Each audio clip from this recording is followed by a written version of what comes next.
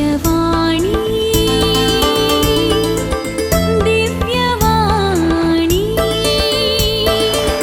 ದಿವ್ಯವಾಣಿ ದಿವ್ಯವಾಣಿ.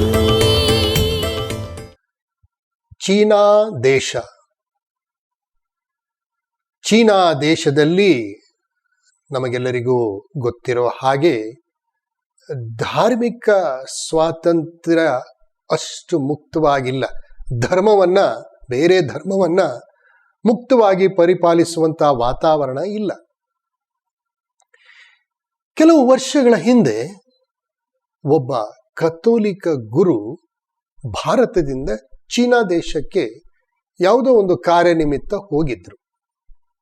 ಹೋದಾಗ ಸಂಬಂಧಪಟ್ಟವರು ಅವರಿಗೆ ಉಳ್ಕೊಳ್ಳಿಕ್ಕೆ ಒಂದು ಮನೆಯಲ್ಲಿ ವ್ಯವಸ್ಥೆ ಮಾಡಿದ್ರು. ಒಂದು ಮನೆಯಲ್ಲಿ ಒಂದು ರೂಮ್ ಕೊಟ್ಟಿದ್ರು. ಸರಿ, ಈತ ಭಾರತ ದೇಶದಿಂದ ಅಲ್ಲಿಗೆ ಹೋದ. ಆ ರೂಮ್ನಲ್ಲಿ ವಾಸ್ತವ್ಯ ಹೂಡ್ದ. ಮಾರನೇ ದಿನ ಕೆಲವು ವಸ್ತುಗಳನ್ನು ತೆಗೆದುಕೊಳ್ಬೇಕಾಗಿತ್ತು. ಆ ಮನೆಯ ಯಜಮಾನನ ಜೊತೆಗೆ ಮಾರ್ಕೆಟ್ ಕಡೆ ಹೋದ. ಹೋಗಿ ವಸ್ತುಗಳನ್ನು ತಕೊಂಡ್ರು. ಈ ಯಜಮಾನ ಕೂಡ ಯಾವುದೋ ಒಂದು ಅಂಗಡಿಗೆ ಹೋಗಿ ಒಂದು ಸಾಬೂನು ಪ್ಯಾಕೆಟ್ ಅಂತ ಹೇಳ್ಕೊಂಡು ತಕೊಂಡ್ರು. ಸಾಬೂನು ಪ್ಯಾಕೆಟ್ ಅಂತ ಹೇಳಿ ತಕೊಂಡ್ರು. ವಾಪಸ್ ಮನೆಗೆ ಬಂದ್ರು. ಆ ದಿನ ಎಲ್ಲ ಊಟ ಉಪಚಾರ ಎಲ್ಲ ಆಯ್ತು, ಮಲಗಿದ್ರು. ರಾತ್ರಿ ಸುಮಾರು 12-1 ಗಂಟೆ ಸಮಯ ಈ ಭಾರತೀಯ ಗುರುವಿಗೆ ಏನೋ ಹಾಡಿನ ಶಬ್ದ ಕೇಳ್ಬಂತು. ಮಧ್ಯೆ ಮಧ್ಯೆ ಜೀಸಸ್, ಯೇಸು ಯೇಸು, ಜೀಸಸ್ ಯೇಸು ಎನ್ನುವಂತಹ ಪದಗಳು ಆ ಹಾಡಿನಲ್ಲಿ ಕೇಳ್ಬಂದು ಆಶ್ಚರ್ಯ ಆಯಿತು. ಏನಿದು, ಎಲ್ಲಿಂದ ಈ ಹಾಡು ಬರ್ತಾ ಇದೆ, ಅದರಲ್ಲೂ ಯೇಸುವಿನ ಬಗ್ಗೆ ಬರ್ತಾ ಇದೆಯಲ್ಲ ಅಂತ ಹೇಳ್ಕೊಂಡು ಮೈಯೆಲ್ಲ ಕಿವಿಯಾಗಿ ಕೇಳಿದ್ರು. ಕೇಳಿ ಎಲ್ಲಿಂದ ಬರ್ತಾ ಇದೆ? ಪಕ್ಕದ ರೂಮಿಂದನೇ ಬರ್ತಾ ಇದೆ. ಸಂತೋಷ ಆಯಿತು. ಎದ್ರು, ನಿಧಾನ ಎದ್ದು ಆ ರೂಮಿಂದ ಬರ್ತಾ ಇರುವಂತ ಕಡೆ ಇನ್ನೂ ಕಿವಿಗೊಟ್ರು. ಹೌದು, ಅದು ಕ್ರೈಸ್ತ ಹಾಡು. ಹಾಗಾದ್ರೆ ಈ ಮನೆಯಲ್ಲಿ ಕ್ರಿಶ್ಚಿಯನ್ಸ್ ಹೆಂಗ್ ಬಂದ್ರು, ಕ್ರೈಸ್ತರು ಹೇಗ್ ಬಂದ್ರು ಅನ್ನುವಂತಹ ಪ್ರಶ್ನೆ ಹೇಳ್ತು. ಆದರೂ ನೋಡೋಣ ಅಂತ ಹೇಳ್ಕೊಂಡು ಪಕ್ಕ ಕಿಟಕಿ ಹತ್ರ ಹೋದ್ರು. ಕಿಟಕಿ ಮುಚ್ಚಿತ್ತು. ಕಿಟಕಿ ಸಂದಿಯಿಂದ ನೋಡಿದ್ರು. ಸಂದಿಯಿಂದ ನೋಡ್ತಾರೆ, ಏನು ಆ ರೂಮ್ನಲ್ಲಿ ಸುಮಾರು ಜನ ಕುತ್ಕೊಂಡಿದ್ದಾರೆ.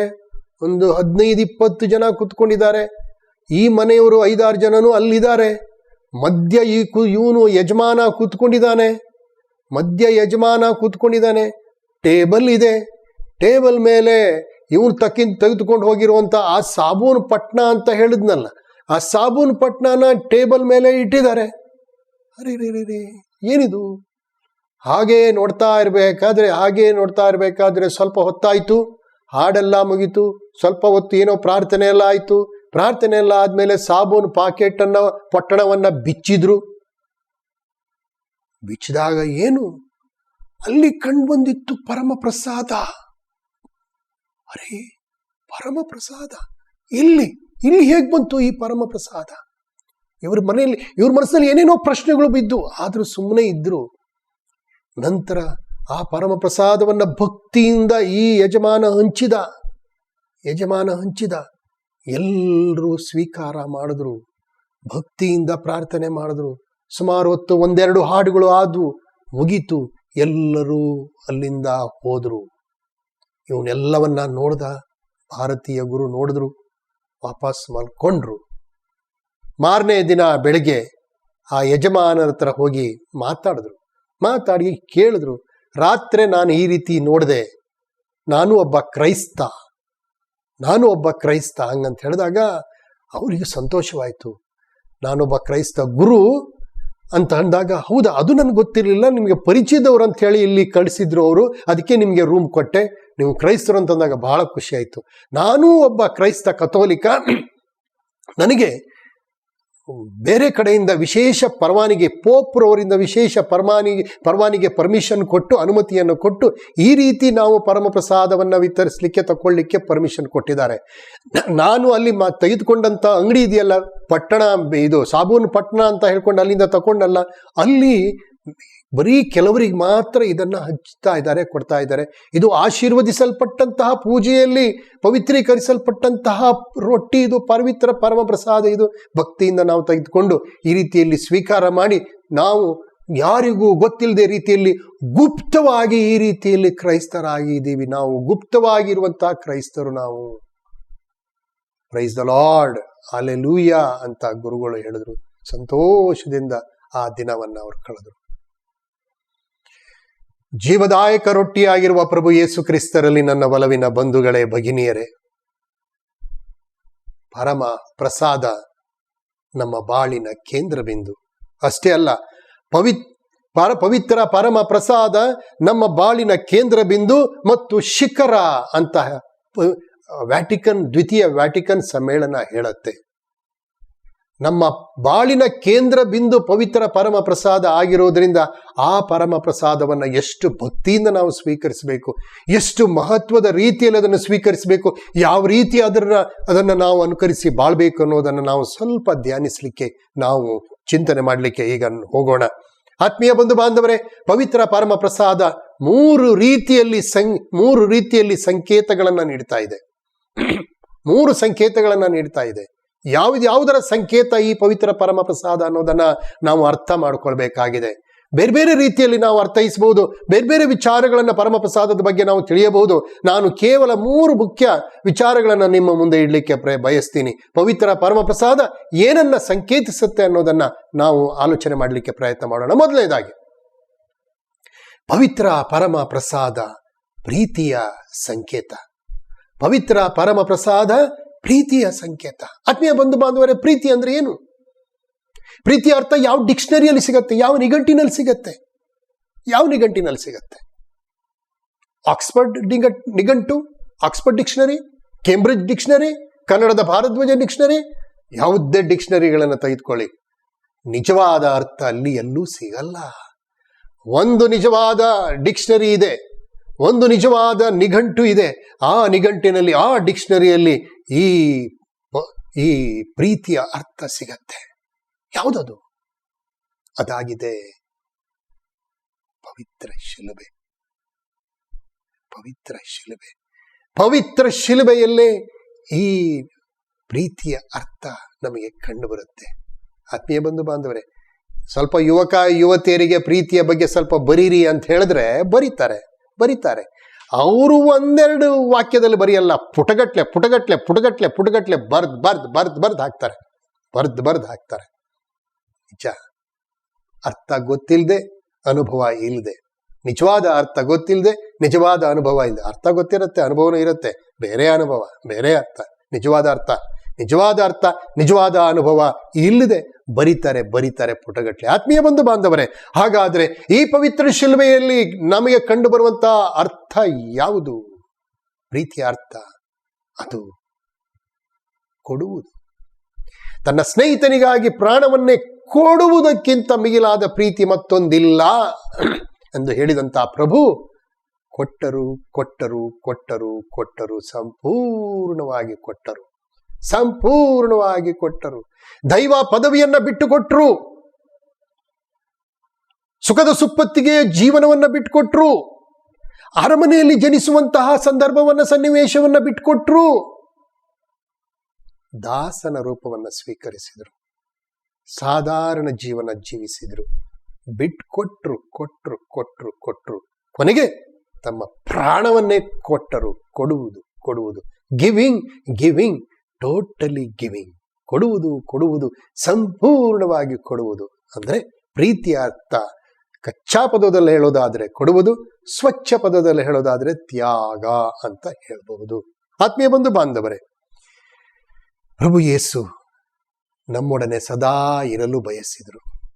ನಮ್ಮನ್ನು ನಿಕಟವಾಗಿ ಪ್ರೀತಿಸಿದಂತ ಪ್ರಭು ಯೇಸು ನಮ್ಮ ಜೊತೆಗೆ ಇರಲು ಬಯಸಿದರು. ನಾನು ಸದಾ ಕಾಲ ನಿಮ್ಮೊಡನೆ ಇರುತ್ತೇನೆ ಎಂದು ಹೇಳಿದಂತ ಪ್ರಭು ತಮ್ಮ ಇರುವಿಕೆಯನ್ನು ಸಾಬೀತುಪಡಿಸುವುದಕ್ಕೋಸ್ಕರ, ನಮಗೆ ಬೇಕಾದಂತಹ ಒಂದು ಪೋಷಣೆಯನ್ನು ನೀಡುವುದಕ್ಕೋಸ್ಕರ ಪವಿತ್ರ ಪರಮ ಪ್ರಸಾದವನ್ನ ಸ್ಥಾಪಿಸಿದರು. ಪ್ರೀತಿಪೂರ್ವಕವಾಗಿ, ಪ್ರೀತಿಯ ಸಂಕೇತವಾಗಿ ಪವಿತ್ರ ಪರಮಪ್ರಸಾದ ಪ್ರೀತಿಯ ಸಂಕೇತ. ಅಂದರೆ ನಾನು ಪವಿತ್ರ ಪರಮಪ್ರಸಾದವನ್ನು ನಾನು ಸ್ವೀಕರಿಸಿದ ಮೇಲೆ ನಾನು ಕೂಡ ಪ್ರೀತಿಯುಳ್ಳ ವ್ಯಕ್ತಿಯಾಗಲೇಬೇಕು.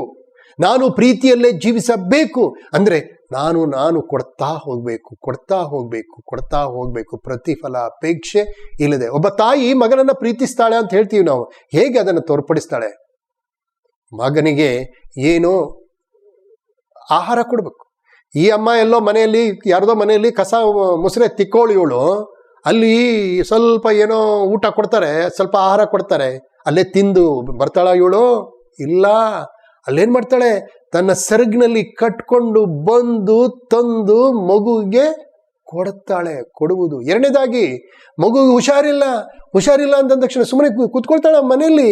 ಈ ಅಮ್ಮ ಅಲ್ಲಿ ಕೆಲಸಕ್ಕೆ ರಜೆ ಹಾಕಿ ಅಲ್ಲಿಂದ ದುಡ್ಡು ಕಾಡಿ ಬೇಡಿ ದುಡ್ಡು ತಕೊಂಡು ಬಂದು ಔಷಧಿಯನ್ನ ಕೊಡುವುದು. ಮೂರನೇದಾಗಿ, ಮಗನನ್ನ ಕರ್ಕೊಂಡು ರಸ್ತೆ ದಾಟ್ತಾ ಇರ್ಬೇಕಾದ್ರೆ ಮಗು ಮುಂದೆ ಹೋಗ್ತಾ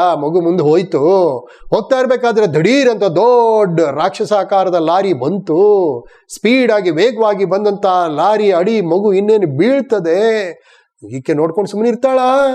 ಇಲ್ಲ, ಮಗುನ ಮುಂದೆ ದೂಡಿ ಈಕೆ ಪ್ರಾಣವನ್ನ ಕಳ್ಕೊಳ್ತಾಳೆ, ಪ್ರಾಣ ಕೊಡ್ತಾಳೆ. ಯಾರಿಗಾಗಿ? ಮಗುವಿಗಾಗಿ, ಪ್ರೀತಿಗಾಗಿ. ಪ್ರೀತಿಯ ಅರ್ಥ ಕೊಡುವುದು. ಯಾವ ರೀತಿಯಲ್ಲಿ ಕೊಡುವುದು? ಆಹಾರವನ್ನು ಕೊಡುವುದು, ಶ್ರಮವನ್ನು ಕೊಡುವುದು, ಔಷಧಿಯನ್ನು ಕೊಡುವುದು, ಎಲ್ಲವನ್ನೂ ಕೊಡುವುದು, ಕೊನೆಗೆ ತನ್ನ ಪ್ರಾಣವನ್ನೇ ಕೊಡುವುದು. ಪ್ರೀತಿಯ ಅರ್ಥ ಕೊಡುವುದು. ಅದನ್ನೇ ದೇವಾದಿ ದೇವರು ಕೊಟ್ಟರು, ಪ್ರಭು ಯೇಸು ಕೊಟ್ಟರು. ಆತ್ಮೀಯ ಬಂಧು ಬಾಂಧವರೇ, ನಾನು ಮತ್ತು ನೀವು ಅದೇ ಸ್ಥಾನದಲ್ಲಿತ್ತು ನಾವು ಕೂಡ ಕೊಡಬೇಕು. ಪವಿತ್ರ ಪರಮ ಪ್ರಸಾದ ಈ ಪ್ರೀತಿಯ ಸಂಕೇತ ಆದಾಗ, ಪವಿತ್ರ ಪರಮ ಪ್ರಸಾದವನ್ನು ನಾನು ನೀವು ಸ್ವೀಕರಿಸಿದ ಮೇಲೆ ನನ್ನ ಸ್ಮರಣೆಗಾಗಿ ಮಾಡಿರಿ ಅಂತ ಹೇಳಿದಷ್ಟೇ ಅಲ್ಲ, ಕಟ್ಟಳೆ ಕೊಟ್ಟಿದ್ದಾರೆ. ನೀವು ಎಷ್ಟು ದೇವರನ್ನು ಪ್ರೀತಿಸ್ತಾರೋ ಅದರ ರೀತಿ ಪರರನ್ನು ಪ್ರೀತಿಸಿರಿ. ದೈವ ಪ್ರೀತಿ ಪರಪ್ರೀತಿ. ದೇವರಿಗೂ ಕೊಡಬೇಕು, ಮನುಷ್ಯರಿಗೂ ಕೊಡಬೇಕು. ಸುವರ್ಣ ಸೂತ್ರ ಇದೆ, ಗೋಲ್ಡನ್ ರೂಲ್ ಇದೆ. ಪ್ರಭುವಿನ ಗೋಲ್ಡನ್ ರೂಲ್ ಏನದು? ಇತರರು ನಿನಗೆ ಏನೇನು ಮಾಡಬೇಕೆಂದು ನೀನು ಬಯಸುವೆಯೋ ಅದನ್ನೇ ಇತರರಿಗೆ ಮಾಡು. ಅಂದ್ರೆ ಅರ್ಥ, ಇತರರು ನಿನಗೆ ಏನೇನು ಕೊಡಬೇಕು ಅಂತ ನೀನು ಬಯಸ್ತೀಯೋ ಕೊಡುವುದು.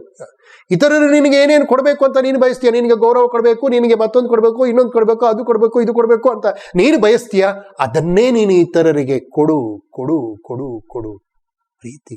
ಪವಿತ್ರ ಪರಮ ಪ್ರಸಾದವನ್ನ ಭುಜಿಸಿದಂತ ವ್ಯಕ್ತಿ ಈ ರೀತಿ ಪ್ರೀತಿಯಲ್ಲಿ ಬಾಳಲೇಬೇಕು. ಸಂತ ಪೌಲ ಕೊರಿಂಥದವರಿಗೆ ಬರೆದಂತಹ ಆ ಒಂದು ಪತ್ರಿಕೆಯಲ್ಲಿ 13ನೇ ಅಧ್ಯಾಯ 1 ಕೊರಿಂಥ 13ನೇ ಅಧ್ಯಾಯ 1ರಿಂದ ಇರುವಂತಹ ವಚನಗಳಲ್ಲಿ ನಮ್ಗೆಲ್ಲರಿಗೂ ಚೆನ್ನಾಗಿ ಗೊತ್ತು.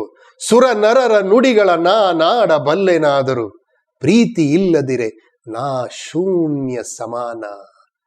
ಗಣಿಸುವ ಗಂಟೆ ಜಣಿಸುವ ಜಾಗಟೆ. ಏನಿದ್ದು ಏನು ಪ್ರಯೋಜನ ಪ್ರೀತಿ ಇಲ್ಲದೆ ಇದ್ರೆ? ಪರಮ ಪ್ರಸಾದ ಪ್ರೀತಿಯ ಸಂಕೇತ. ಪರಮ ಪ್ರಸಾದವನ್ನು ಸ್ವೀಕರಿಸಿದಂಥ ವ್ಯಕ್ತಿ ಪ್ರೀತಿಯಲ್ಲಿ ಜೀವಿಸಲೇಬೇಕು. ಮೊದಲನೇದಾಗಿ ಪರಮ ಪ್ರಸಾದ ಪ್ರೀತಿಯ ಸಂಕೇತ. ಎರಡನೇದಾಗಿ ಪರಮ ಪ್ರಸಾದ ಕ್ಷಮೆಯ ಸಂಕೇತ.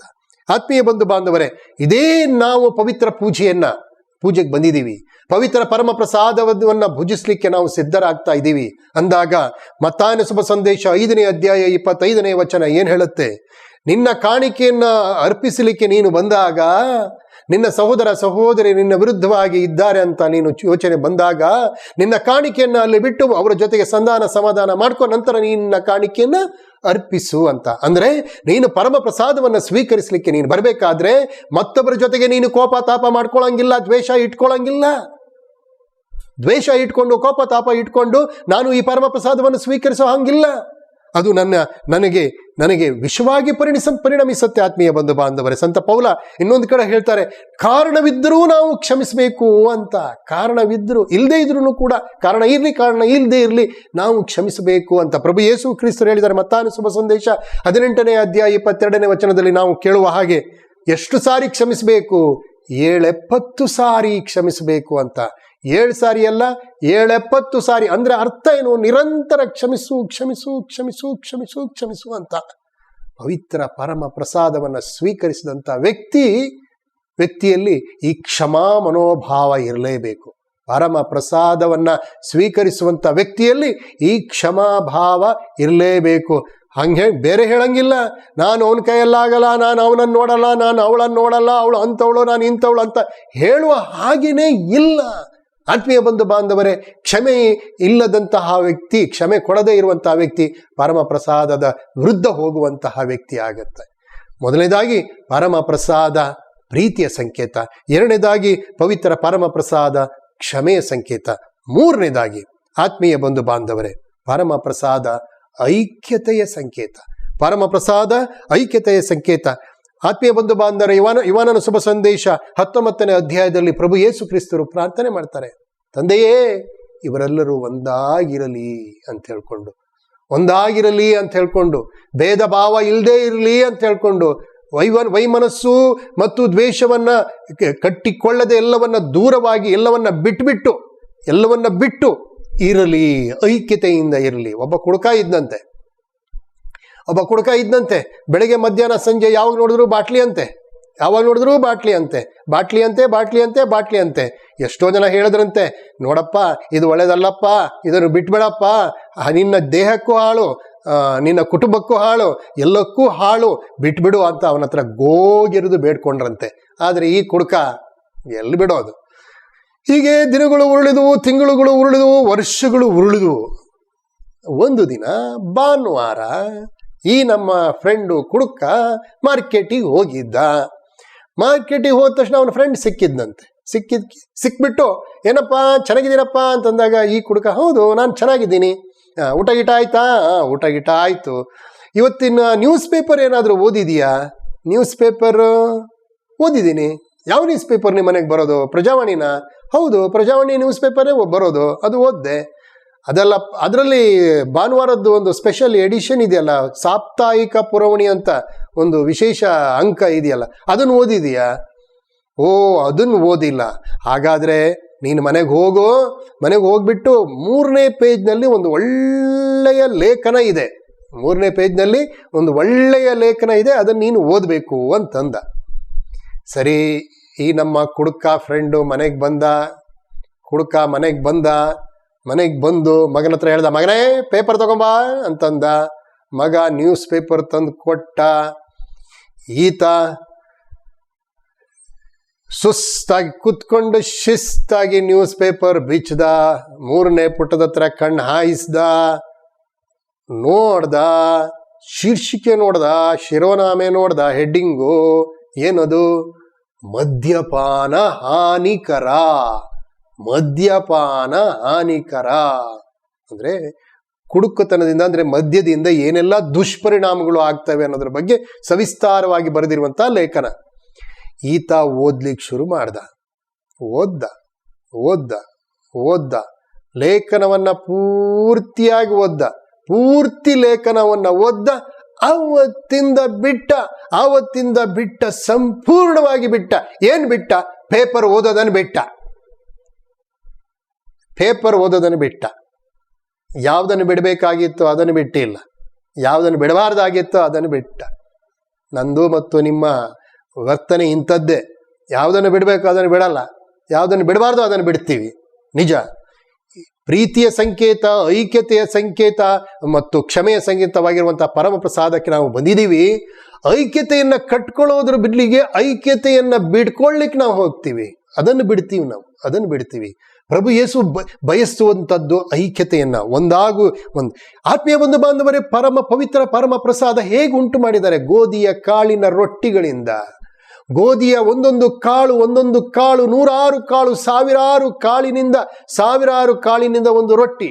ನಾವು 100 ಜನರು ಸೇರಿ ಒಂದೇ ಕುಟುಂಬ, ಒಂದೇ ಸಮುದಾಯ, ಐಕ್ಯತೆ ನಮ್ಮಲ್ಲಿರಬೇಕು. ಹೇಗೆ ಪವಿತ್ರ ಪರಮ ಪ್ರಸಾದ ಹೆಂಗೆ ಐಕ್ಯತೆ ಸಂಕೇತವಾಗಿರುವುದಂತಂದ್ರೆ ಹೀಗೇನೆ. ಇದು ಪ್ರಭು ಯೇಸು ಈ ಪವಿತ್ರ ಪರಮ ಪ್ರಸಾದ, ಈ ರೊಟ್ಟಿಯನ್ನ ನನಗಾಗಿ ನಿಮಗಾಗಿ ಮುರಿದಿದ್ದಾರೆ. ಹಿ ಬ್ರೋಕ್ ಅಂಡ್ ಹಿ ಗೇವ್. ಮುರಿದು ಕೊಟ್ಟರು. ಯಾಕೆ?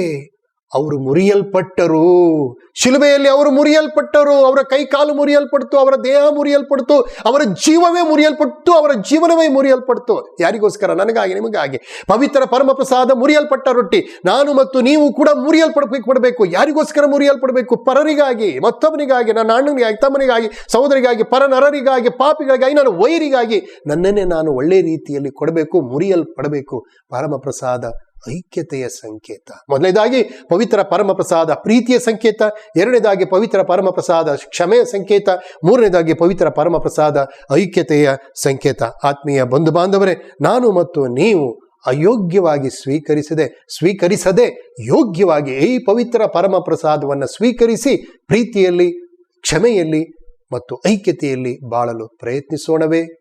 ಆಮೇನ್.